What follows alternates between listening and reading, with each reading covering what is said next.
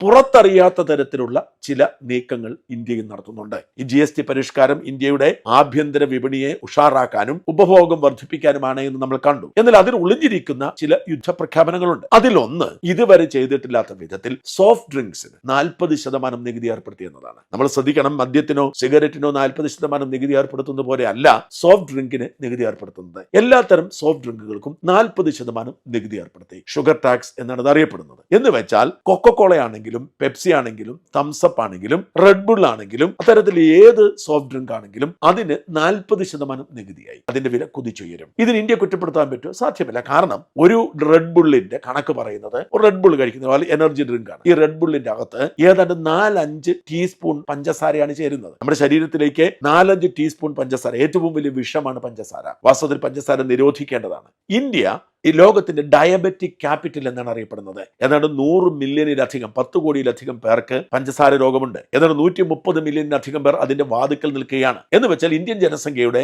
ഏതാണ്ട് 20-25% ഷുഗർ ബാധിച്ചവരോ ബാധിക്കാനിടയുള്ളവരോ ആണ്. അതുകൊണ്ട് പഞ്ചസാരയെ നിയന്ത്രിക്കണം എന്നത് ആർക്കും കുറ്റം പറയാൻ കഴിയില്ല, ആവശ്യമുള്ള കാര്യമില്ല. പക്ഷെ ഇതിന് പിന്നിലെ ഒരു പൊളിറ്റിക്സ് നമ്മൾ നോക്കണം. എന്തുകൊണ്ടാണ് ഈ സോഫ്റ്റ് ഡ്രിങ്കുകൾക്ക് 40% നികുതി ഏർപ്പെടുത്തിയപ്പോഴും നമ്മുടെ മിഠായികളുണ്ട്, അതായത് കേരളത്തിലൊഴികെ ഇന്ത്യയിലെ ഒട്ടുമിക്ക ഇടങ്ങളിലും സ്വീറ്റ് ഷോപ്പുകളുണ്ട്, അവിടെയെല്ലാം ജിലേബിയും ലഡു ഒരുപാട് സാധനങ്ങൾ നമ്മൾ കണ്ടിട്ടുണ്ട്. വഴിനീളം ഇങ്ങനെ ഉണ്ടാക്കി വിറ്റുകൊണ്ടിരിക്കുന്ന നിരവധി മിഠായികളുണ്ട്. ഈ മിഠായി കച്ചവടമാണ് വാസ്തവത്തിൽ ഇന്ത്യക്കാർ ഈ രീതിയിലേക്ക് കൊണ്ടുവരുന്നത്. അതിന് വർദ്ധിപ്പിച്ചിട്ടില്ല എന്ന് മാത്രമല്ല, ഇളവ് ചെയ്ത് കൊടുക്കുകയും ചെയ്തു. ഇതൊരു വളരെ കൃത്യമായ പൊളിറ്റിക്സ്, ആരും മനസ്സിലാക്കാതെ ഒരു പൊളിറ്റിക്സ് ആണ്. അതായത് കൊക്കക്കോളയും തംസപ്പും പെപ്സിയും അടക്കമുള്ള ഇന്ത്യൻ സോഫ്റ്റ് ഡ്രിങ്ക് മാർക്കറ്റിനെ നിയന്ത്രിക്കുന്നത് അമേരിക്കൻ കമ്പനികൾ. അവർക്ക് പണി കൊടുത്തു. അതേസമയം അതേ കാരണത്താൽ നിരോധിക്കാവുന്ന സ്വീറ്റ് ഷോപ്പുകൾക്ക് ഇളവ് ചെയ്തു കൊടുത്തു. ഇതുവഴി എന്ത് സംഭവിക്കും? കൊക്കക്കോളയും പെപ്സിയും അടങ്ങുന്ന വലിയ മാർക്കറ്റിന് വലിയ ഇടിവുണ്ടാവും. അതിന് വില കൂടുകയാണ്. ആ വില കൂടുമ്പോൾ സ്വാഭാവികമായും അതിന് ആൾക്കാരുടെ കുറവുണ്ടാവും. ഇന്ത്യൻ വിപണിയിൽ നിന്ന് കുറെ പുതിയ ഉൽപ്പന്നങ്ങൾ വ്യത്യസ്തമായ രീതിയിൽ വരും. അതിന് ഒരുപക്ഷെ സോഫ്റ്റ് ഡ്രിങ്ക് എന്ന പേരായിരിക്കില്ല. ഇത്തരത്തിൽ വളരെ വ്യക്തമായ കണക്കുകൂട്ടലോടെ